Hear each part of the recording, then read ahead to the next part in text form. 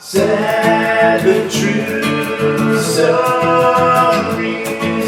Sad but true stories.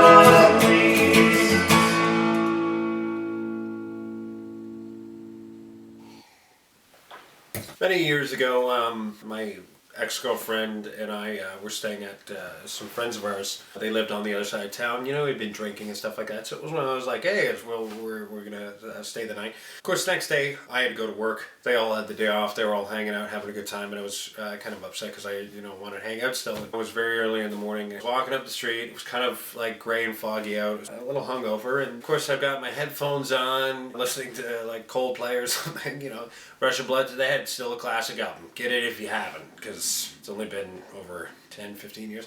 So I'm listening to that. There's this telephone wire kind of going across the street, and I see this huge bird. What the heck? Is that an owl? Because it was just huge, Oh, I guess it's a pigeon. A female pigeon, brown, because it was like this brownish kind of white thing. Maybe she's pregnant, or not.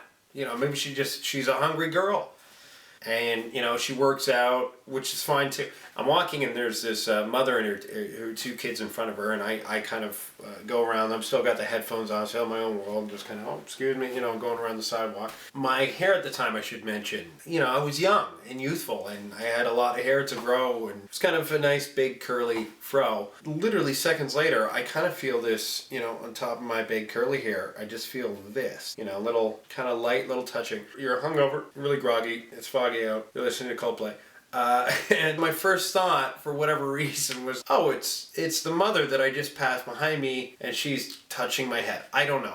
That doesn't even make sense. Your brain is not fully awake yet. I don't know what the hell this is, but the mother is grabbing my head because maybe I dropped something. Instead of tapping me on the shoulder, she thought it would be funny to do this. And I turn around, and the mother and the two kids are like a good 5-10 feet behind me. So I'm like, what the hell is on my head? And I turn around like this. It's the pigeon. The pigeon has gone on my big, nice curly fro because it thought it was a nest. And it was like, that looks like a wicked nest, and it's moving. I'll take that. Free ride. Immediately, I'm like, it stayed on my head. It's like, I could hold on for dear life if I need to. Now it's little claws, do they have claws? Digging into my head, and I start running. The mother and the kids are like, what is this weirdo doing? I'm doing this, whatever, and finally it kind of takes off, and I'm like freaking out, just losing it.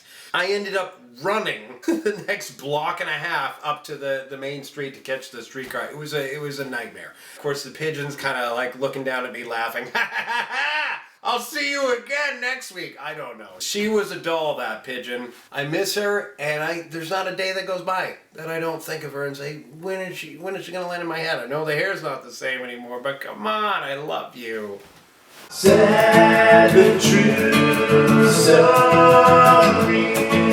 Sad but true stories.